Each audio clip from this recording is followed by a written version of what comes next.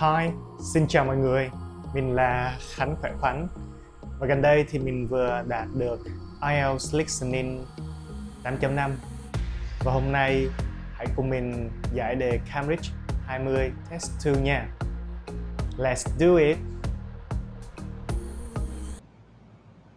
Test 2. This is the IELTS listening test. You will hear a number of different recordings, and you will have to answer questions on what you hear. There will be time for you to read the instructions and questions, and you will have a chance to check your work. All the recordings will be played once only. The test is in 4 parts. At the end of the test, you will be given 10 minutes to transfer your answers to an answer sheet. Now turn to part 1.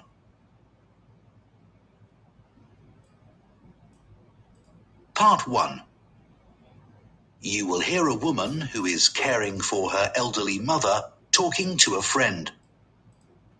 First, you have some time to look at questions 1 to 4.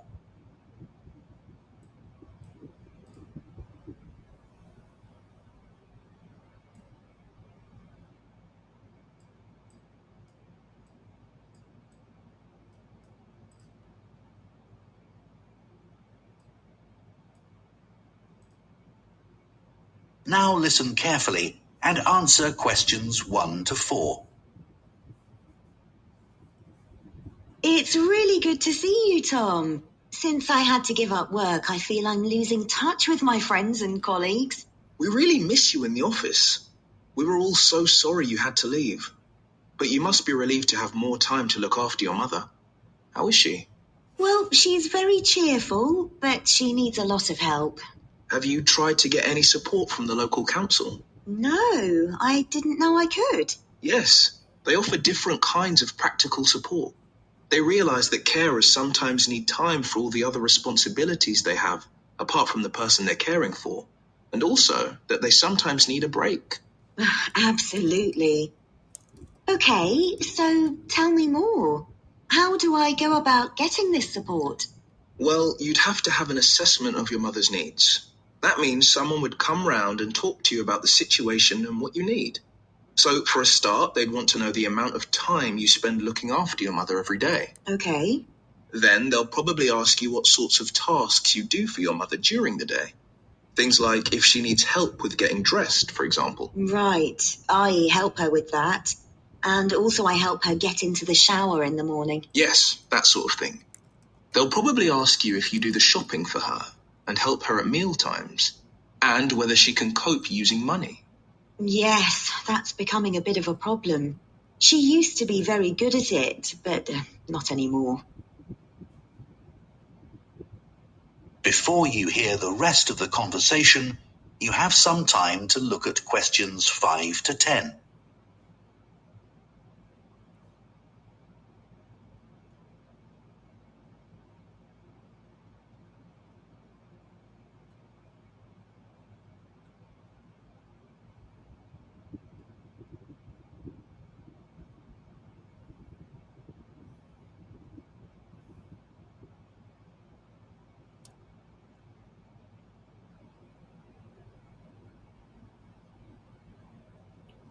Now listen and answer questions 5 to 10.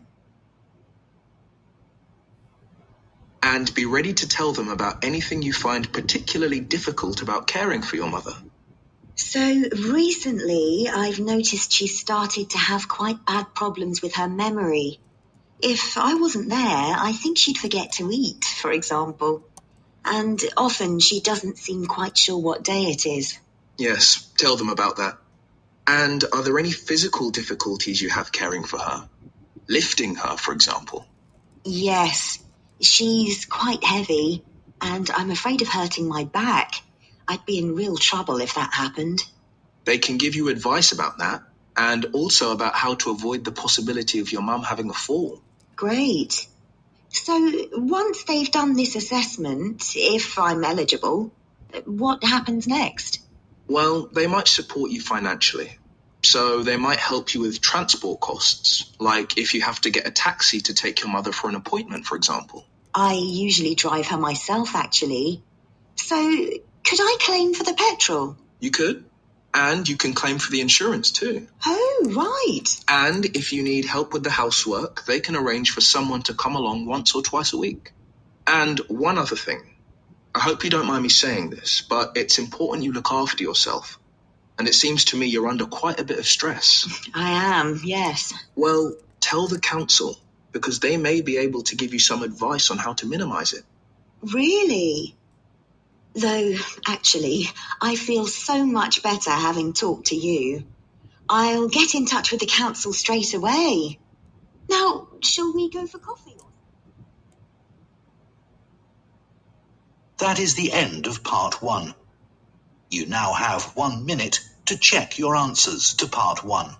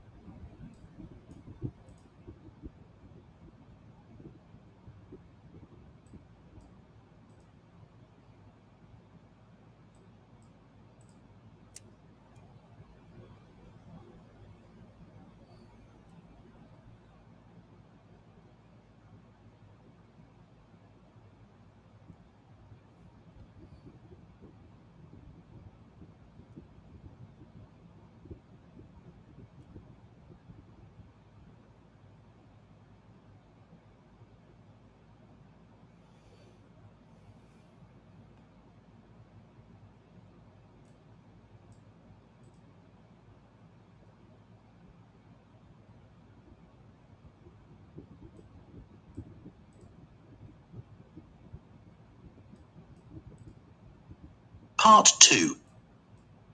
You will hear a man who works for Elmley Town Council talking to some people who want to join the small town's volunteer scheme. First, you have some time to look at questions 11 to 16.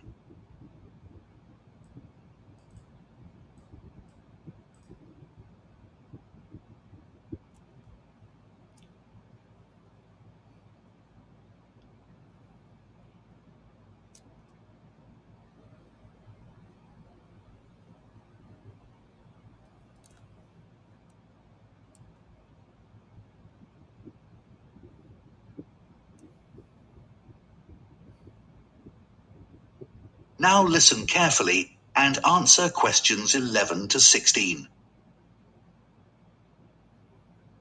Good morning, everyone.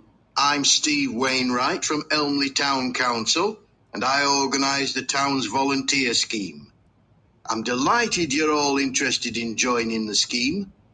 Our volunteers help to create a sense of community among the many people who live in our historic town of Elmley and make residents and visitors feel welcome at local events. First, I'll mention just a few of the activities that volunteers carry out. One is to walk around the town centre streets wearing our volunteer T-shirt. Tourists often ask how to get to a particular shop, and they might also be grateful for recommendations about what to visit.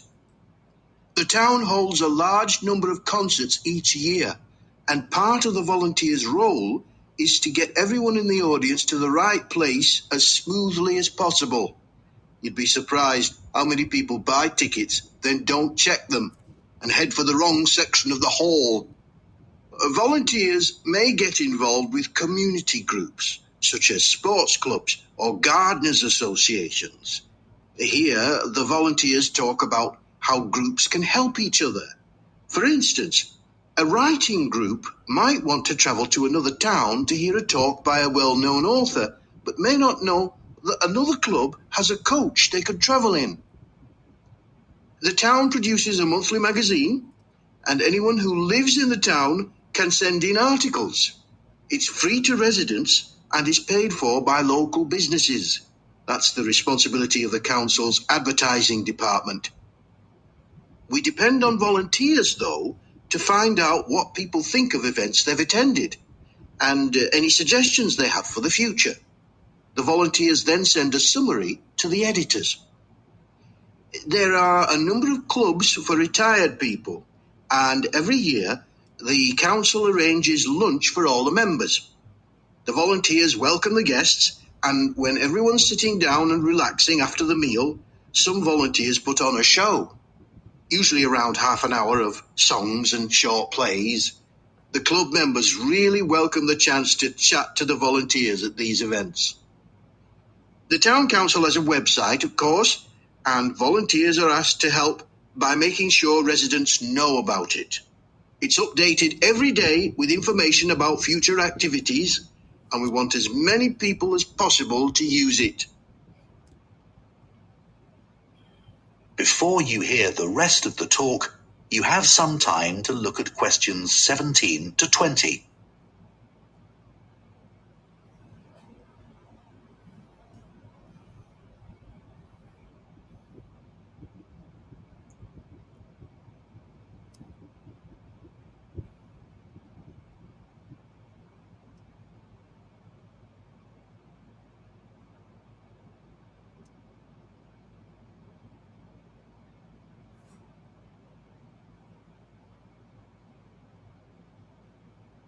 Now listen and answer questions 17 to 20. Okay, now you know some of the things our volunteers do. I'll go on to some practical matters. As you probably know, the town arranges 3 major festivals every year, and they all depend on a large number of volunteers. The book festival lasts 3 days and uses several venues which all need volunteers. More are needed for the music festival because that lasts a whole week, and even more help is required for the science festival, even though it's only 2 days long. It involves quite a lot of venues, though. It's a good idea to help at the festival you're most interested in, because you can attend most of the events for free. We try to use volunteers who are flexible, though, because some festival events are held outdoors, and the weather may affect the size of the audience and even whether the event can take place, so there can be changes at short notice. What's essential, though, is being able to get on well with other people and also to deal with someone who's behaving badly, as occasionally happens. Our plan is to get you all working in September, after a week's training starting on the 2nd. So we'll be timetabling you for duties the following week from the 9th onward. Later, in the week beginning September 23rd, we have a chat with each of you to find out how you feel about being a volunteer and what extra support you need.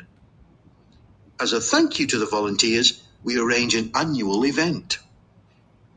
In recent years, we've had a party in the town hall, and last year, a barbecue in Chamber Park. Our forthcoming event is a trip along the canal from here to Dewhurst and back. It's on Saturday, September the 28th, and if you'd like to attend, you can sign up once you start work. Now, this is the volunteers' t-shirt. That is the end of part 2. You now have 30 seconds to check your answers to part 2.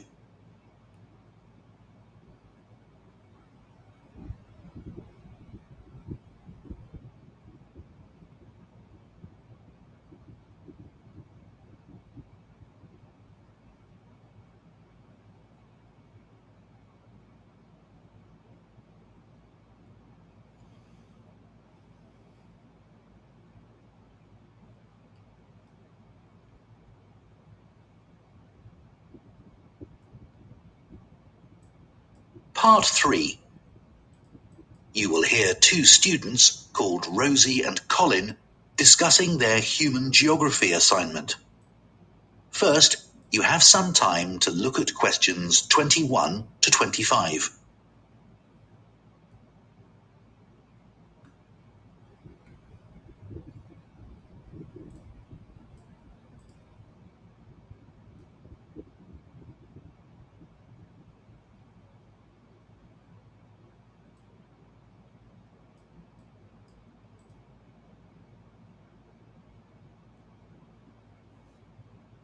Now listen carefully and answer questions 21 to 25.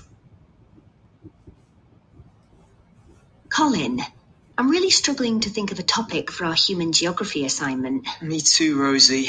I'll tell you what, let's think about the different aspects of human geography and see if we can narrow the topic down a bit to help us decide. Okay, so one aspect is population. That would be all about population density and migration and so on. Lots of facts and statistics. Maybe a bit boring? Yeah, but quite straightforward to find on the internet. Suppose so. How about health? I'd never thought about the links between that and geography until Professor Lee gave us that lecture on cholera.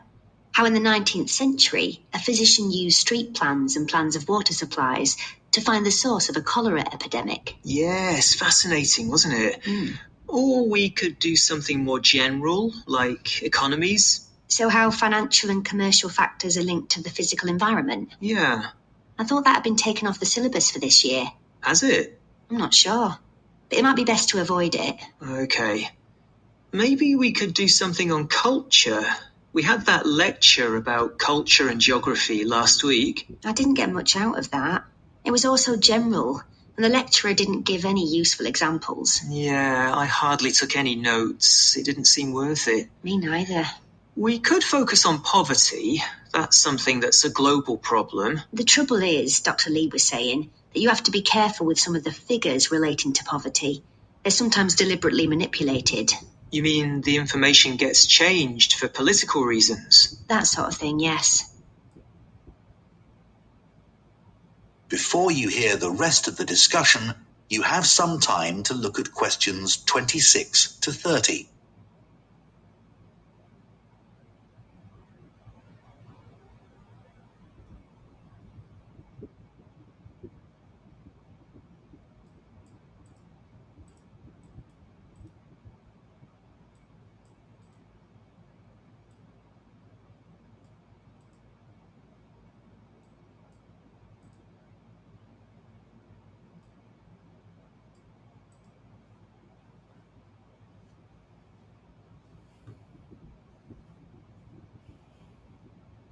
Now listen and answer questions 26 to 30.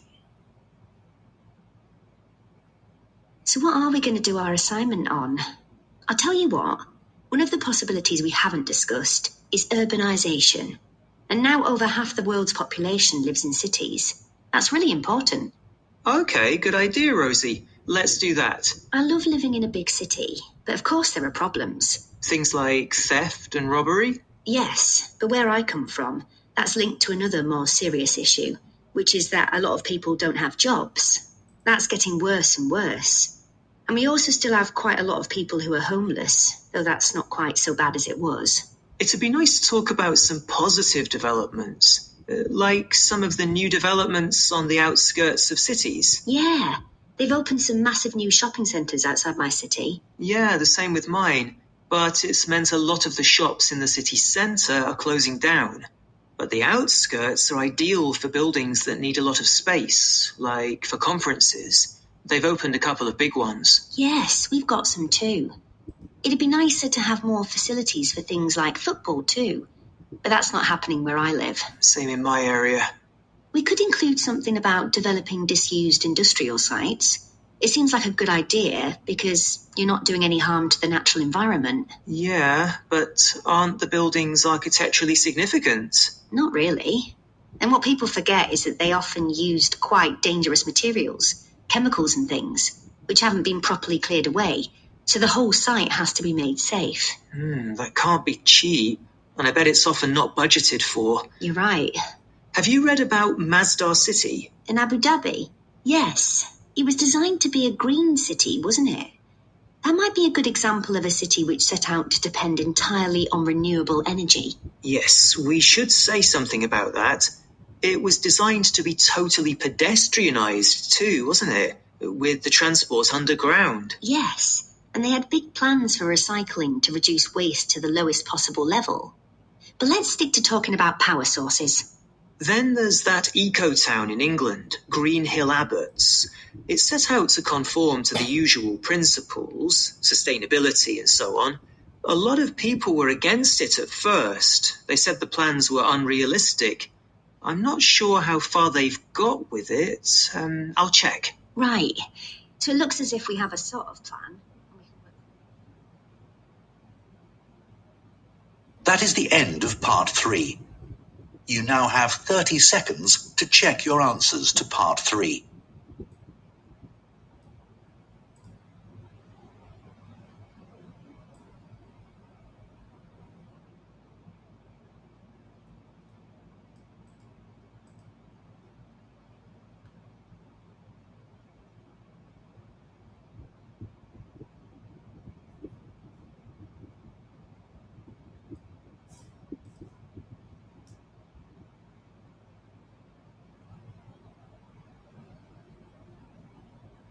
Part 4.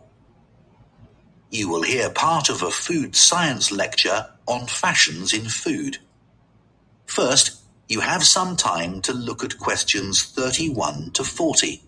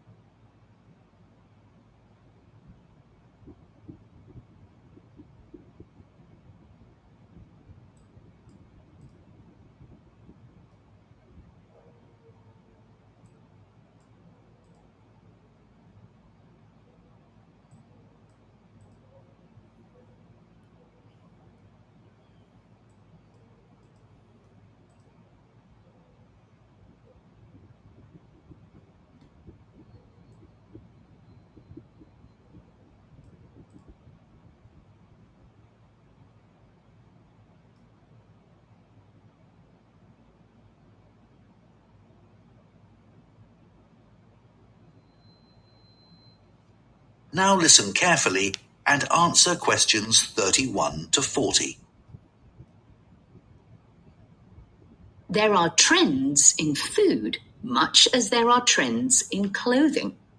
Interest in food fashions has risen rapidly since the birth of the smartphone, when people first began taking photos of their food and instantly sharing them with their friends. The food industry in the UK in particular is obsessed with finding and exploiting the next big food trend. Marketeers aim to create a huge demand for a food item which was previously unknown or not needed. One of the most effective ways of promoting a new food product is by using social media influencers as brand ambassadors. In return for free samples, many influencers will post content about a product. Although there are influencers with hundreds of thousands of followers who can command large fees for their services. Companies which sell vegan produce were pioneers in being able to increase sales really quickly in this way. For a food item to become really popular, it has to be readily available. So supermarkets have a role to play in creating a new food trend. They have dedicated teams closely following which new products or ingredients are trending on social media and are particularly interested in what well-known chefs are putting on their menus.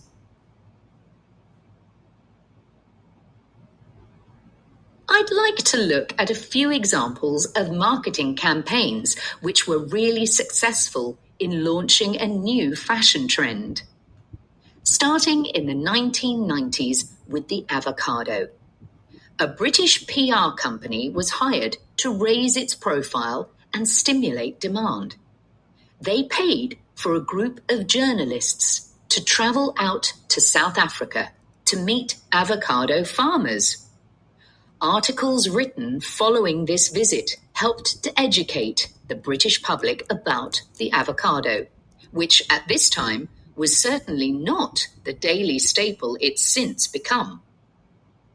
Advertisements were designed to promote the avocado as a superfood, rich in nutrients, and therefore beneficial for health. Avocados became hugely fashionable, and within a few years, UK avocado sales had grown from £13 million annually to around £150 million, making it one of the most successful fresh produce campaigns in UK history. Oat milk is a recent example of a new product which became fashionable very quickly. Now there are many brands available, but one company which had early success was the Swedish brand Oatly. They attracted a lot of attention with a media campaign which used provocation as a way of getting their message across effectively. The fact that this campaign aggravated competitors producing milk from dairy cows was seen as a plus, as it helped to make oat milk seem cool. In the USA, the brand decided against a big retail launch in favor of getting the product into coffee chains, which removed the need for a big advertising budget. This proved far more effective than offering samples in supermarkets. Oat milk had an advantage over other alternative milk products, such as almond milk. Many consumers prefer it because it has less of an impact on the environment. It requires significantly less water to produce than other alternative milk products, and it also has a relatively low carbon footprint. Norwegian skrei, a rarely available seasonal fish delicacy, otherwise known as Arctic cod, is now found on the menus of Michelin-starred restaurants throughout Europe. The demand for skrei has been used by a food marketing agency to build the reputation of Norway's fisheries in general. Marketing surveys have shown that a significant number of shoppers now associate Norway with excellent seafood. Food trends can be considered a good thing in some ways, as they can benefit farmers and food producers enormously. The public can also be encouraged to buy things which are more sustainably produced. But ethical concerns have been raised about the effects a surge in demand can cause. Quinoa is a classic example. This plant is native to Peru, and when demand peaked some years ago, the price soared, making it unaffordable for local people.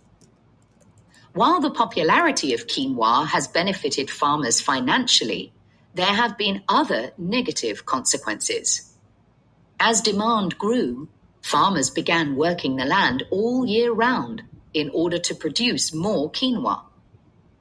One issue has been that the fertility of the soil decreased dramatically, which could potentially lead to desertification in some areas. Another example would be the case of...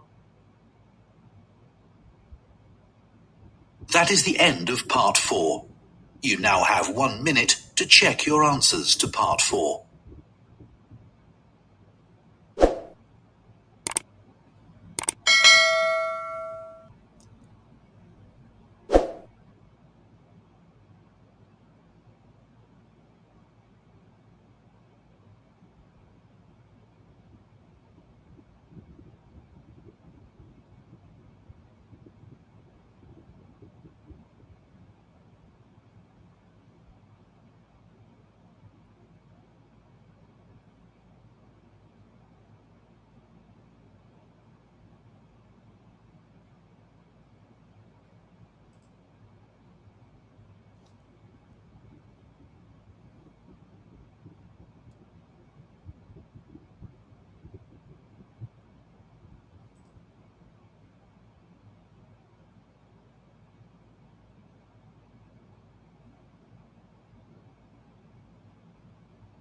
That is the end of the listening test. In the IELTS test, you would now have 10 minutes to transfer your answers to the listening answer sheet.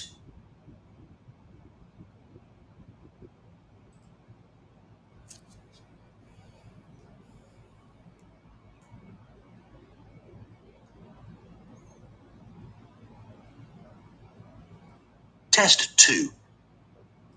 This is the IELTS Listening Test. Part 2. You will hear a man who works for Elmley Town Council talking to... Part 3. You will hear two students called Rosie and Colin discussing their human geography assignment. First, you have some time to look at questions 21 to 20. Part 4. You will hear part of a food science lecture on fashions in food. First, you have some time to look at questions 31 to 40.